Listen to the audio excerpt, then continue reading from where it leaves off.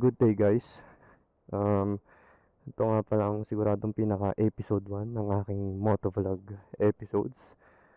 So, gusto ko lang i-welcome sa inyo. Gusto ko lang ipakilala sa inyo ang aking bagong big bike, ng Kawasaki ZX-6R 2024.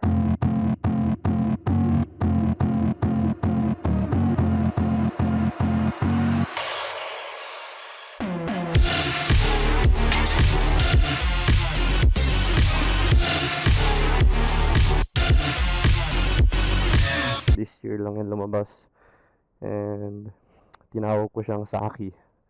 Ngayon, nag-uulan kasi ng mga nakaraang araw, so hindi ko siya talaga madala sa labas. Actually, hindi siya ang first ride. Siguro mga nakailang ride na rin ako, pero dito lang sa gilid-gilid lang. First time ko siyang dadalhin mismo sa pinaka highway para matry talaga siya. So, dalhin ko muna siya doon sa may gitna ng sensor kasi pagsasarahan tayo nito eh. Samahan niyo akong i-test ride siya ng mahabaan sa express sa highway mismo kasi ginagamay ko pa din siya hanggang ngayon eh. Galing kasi ako sa hindi ganitong klaseng setup ng motor.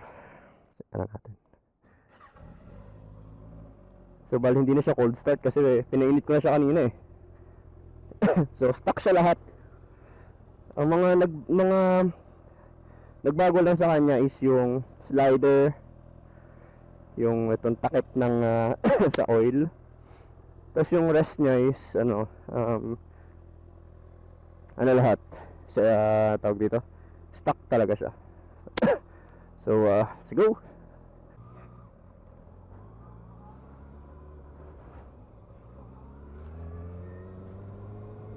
So sumabilis na test drive lang to kasi na rin eh advance na ng isang oras. So 2:49 pa lang ng hapon.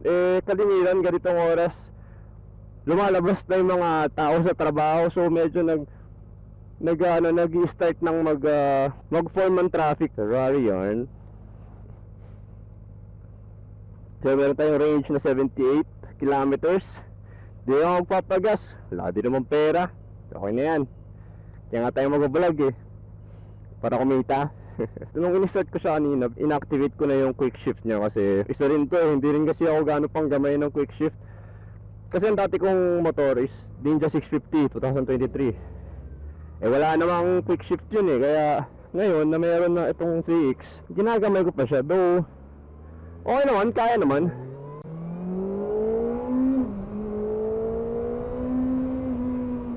You know, lakas.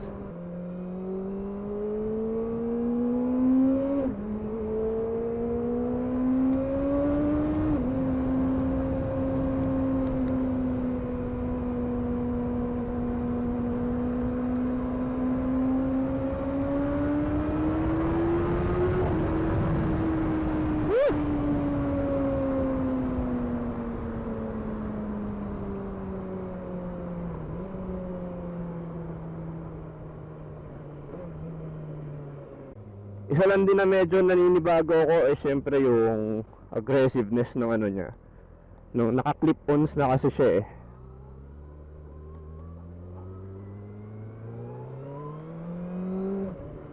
Naka-clip-ons na siya compared din sa dati kong motor na medyo yung nakaganito lang. So ito talaga nakayuko. So ito tayo guys, papasok tayo ng titawag namin itong tangensiale. So yan, pasok na tayo.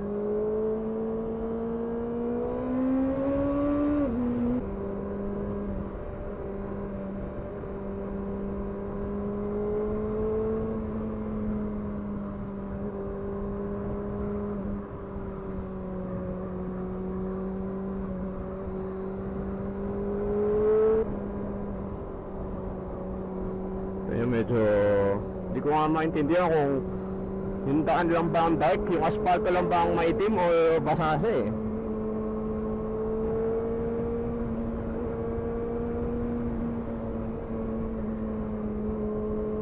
Bali lalabas na tayo dito.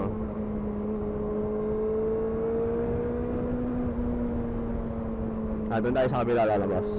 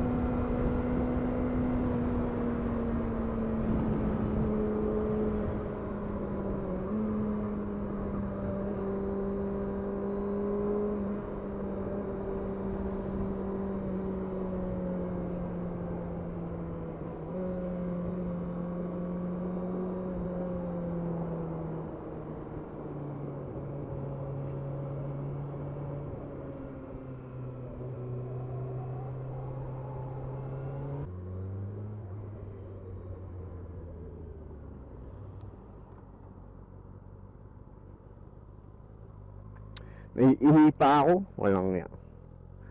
So, dito tayo sa gas station, no? So,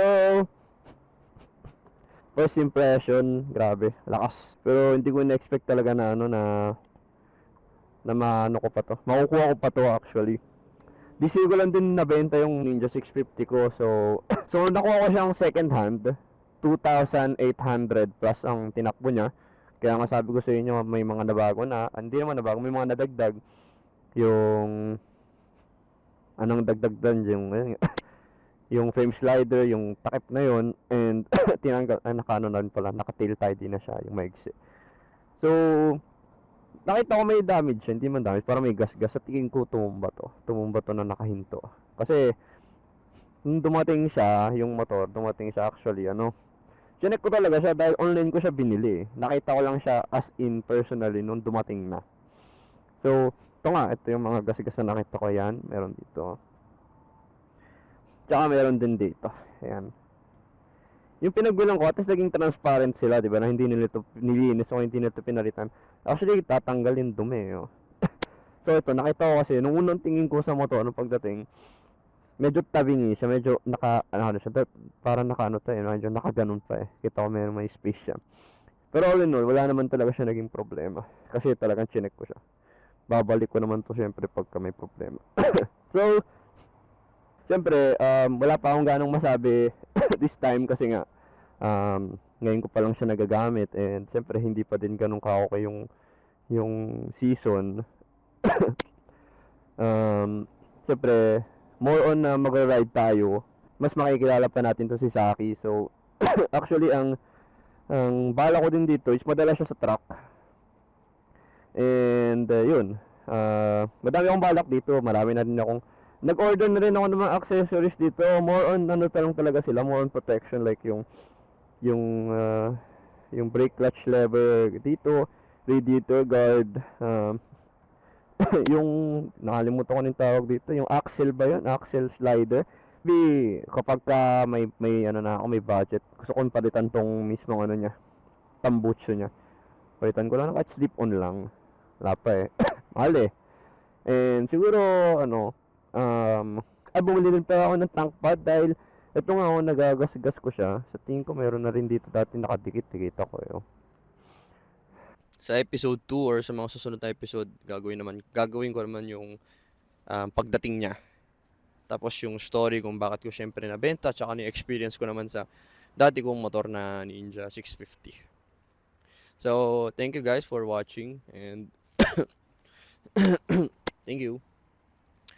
So, ginagawa ko to ngayon kasi hindi naman nakakahiya eh. Ganyan lang, walang tao. Pagka may tao na, syempre, konting tayo. Medyo hiya-hiya tayo konti. Balik na akong bahay. Samahan niyo na ako sa pagbalik and thanks for watching guys. Support lang, share, ganun. And syempre, hindi lang ako mag-isa dito sa mga motovlog na to. May mga kasama akong nagra-ride talaga. So, yun lang guys. Thank you. Thank you for watching.